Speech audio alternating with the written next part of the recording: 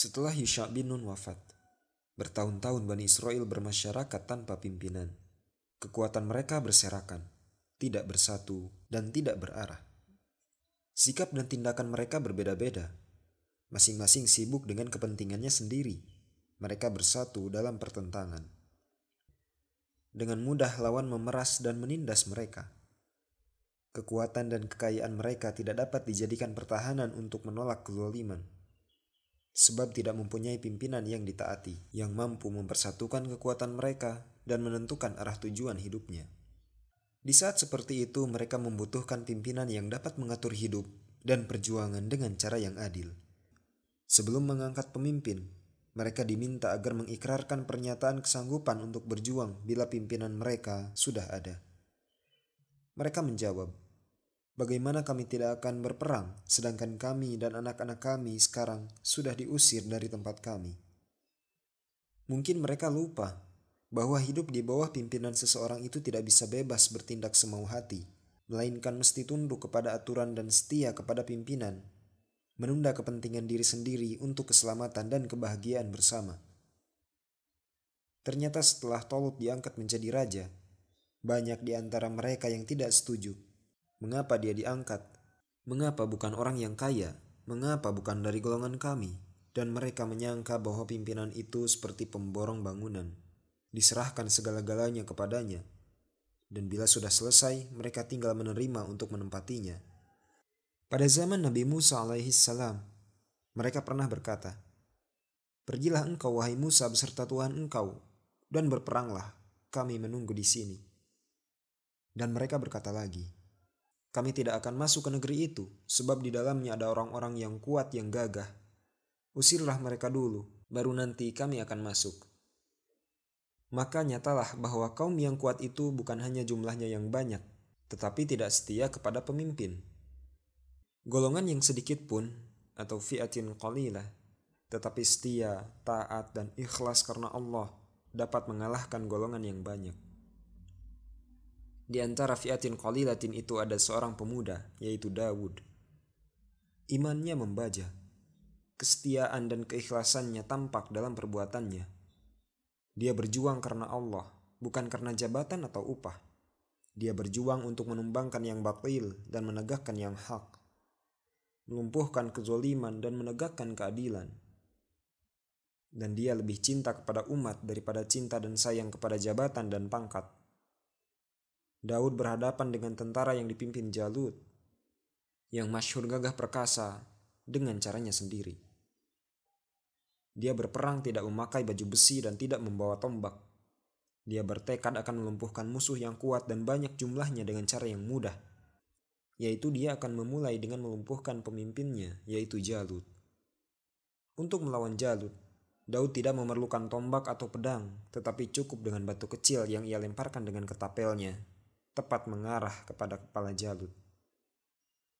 Batu tepat mengenai sasarannya. Jalut yang gagah itu tidak berdaya. Kepalanya cedera dan jatuh terhuyung-huyung. Pada saat seperti itu, Daud mengambil kesempatan mendekati Jalut untuk menamatkan riwayatnya. Maka matilah Jalut. Dengan matinya Jalut, maka lumpuhlah tentaranya. Mereka kehilangan pemimpin yang tangguh yang mereka andalkan. Ketulus ikhlasan Daud dalam perjuangannya telah mempersempit ruang gerak kezaliman, mengikis habis rasa takut dari hati umat yang lemah, dari keganasan dan kekejaman pihak lawan. Umat merasa berutang budi padanya. Hati mereka terpikat. Kesetiaan dan kecintaan tertumpah padanya. Dia menjadi pemimpin yang didukung dan ditaati umat. Dia menjadi raja tanpa mahkota. Walaupun dia disanjung dan dijunjung, dia tetap rendah hati. Hidup sebagai rakyat biasa, tidak takabur, tidak sombong. Dan tidak ada tanda-tanda ingin menjadi raja atau ingin merampas kekuasaan. Ia tetap setia kepada pimpinannya, yaitu Tolut, dan tetap hormat kepadanya sebagai pemimpin, sebagai raja, dan sebagai mertua. Walaupun ia merasa bahwa dirinya tidak dicintai oleh mertuanya itu. Sebab Tolut tidak rela Daud dicintai oleh rakyat. Istri dan saudara-saudaranya ada di pihak Daud. Mereka sadar bahwa bapaknya ada di pihak yang salah. Mereka membela Daud. dan berusaha agar bapaknya tidak membencinya. Tetapi usaha mereka sia-sia, tidak dapat menjernihkan suasana, bahkan menjadi bertambah buruk. Kebencian dan kecurigaan Talut memuncak. Anak-anaknya sendiri dimarahi karena mereka berpihak kepada Daud. Untuk menghindari hal-hal yang tidak diharapkan, Daud pindah ke tempat yang aman, agar rencana Talut atau Syawil yang berniat akan membunuhnya tidak dapat dilaksanakan. Beberapa kali Daud diutus supaya berperang, dan diperintahkan supaya bertempur di garis depan, dengan tujuan agar terbunuh oleh lawan. Tetapi Allah Subhanahu wa Ta'ala melindunginya.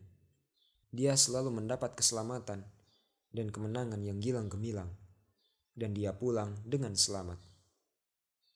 Niat yang jahat tidak dapat dirahasiakan. Akhirnya masyarakat mengetahui hal itu.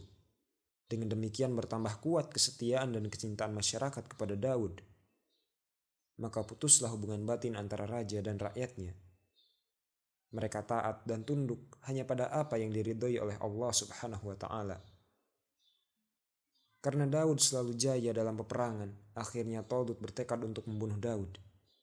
Ia mengadakan pengejaran dan pencarian dengan membawa 3.000 tentara. Pada suatu peristiwa, tatkala raja berteduh di dalam suatu gua, ia tertidur. Melihat raja tertidur, maka kawan Daud membujuk Daud supaya membunuh raja. Daud marah kepada mereka sebab dia tidak mempunyai maksud untuk berkhianat. Pada kesempatan itu Daud mendekati raja yang sedang tidur. Ia sempat menggunting jubahnya untuk dijadikan tanda bahwa dia mempunyai kesempatan yang baik sekali bila dia mau berkhianat. Daud berkata, "Saya mempunyai kesempatan yang baik untuk berkhianat dan saya mampu untuk membunuh. Tetapi niat jahat itu tidak ada di dalam hati saya. Dan inilah kain jubah yang saya gunting sebagai tanda bahwa saya pernah ada di tempat itu." Mendengar keterangan dan melihat bukti yang tidak dapat disangkal itu, Talut merasa bahwa dirinya tidak memiliki hati yang ikhlas. Dia merasa kalah dalam segi akhlak. Dia berkata, "Kamu lebih baik daripada saya." Akan tetapi, kesadaran itu tidak lama. Watak jeleknya itu kambuh lagi. Ia meneruskan niatnya akan membunuh Daud. Tetapi Allah selalu melindungi Daud. Daud pun mempunyai kesempatan lagi, yaitu menemukan Talut sedang tidur, tanpa dijaga oleh seorang pengawal pun karena semuanya tertidur. Pada saat itu Daud mengambil tombak dan tempat air yang disimpan dekat kepala raja untuk dijadikan bukti bahwa dia mempunyai kesempatan yang baik bila bermaksud untuk membunuhnya. Daud berteriak kepada para pengawal, memaki-maki mereka. "Mengapa raja dibiarkan tidur tanpa pengawal? Saya sudah sampai ke tempat raja dan ini tombak dan tempat air kepunyaan raja. Ambillah olehmu, sebagai tanda bahwa saya sudah sampai ke tempatnya." Dengan tindakan seperti itu, rakyat semakin jauh dari rajanya. Cinta mereka kepada Daud makin bertambah. Sekalipun Daud dibenci oleh raja, ia tetap setia kepadanya. Setiap kali ada pertemuan, ia selalu hadir, ikut mempertahankan negara dan menjaga keselamatan rakyat. Akhirnya Talut mati dalam pertempuran. Ia terbunuh oleh pihak lawan setelah membela kedudukan mati-matian karena ia takut kedudukannya dirampas oleh Daud. Dia berat kepada jabatan, sedangkan Daud berat kepada keadilan dan cinta serta sayang kepada umat. Akhirnya Daud tidak hanya menjadi raja, tetapi juga diangkat menjadi nabi. Dia adalah Nabi Daud alaihi salam. Nabi Daud alaihi salam selalu bertasbih, mensucikan Allah. Hal ini dibuktikan dalam amal perbuatannya. Nabi Daud dapat memanfaatkan gunung, dijadikan alat dan penyempurna ibadah kepada Allah. Gunung sebagai tempat menyimpan air, gudang makanan yang diperlukan orang kota. Burung dimanfaatkannya sebagai merpati pos. Besi ditundukkan agar dapat menjadi alat ibadah, untuk berperang, dan untuk alat rumah tangga.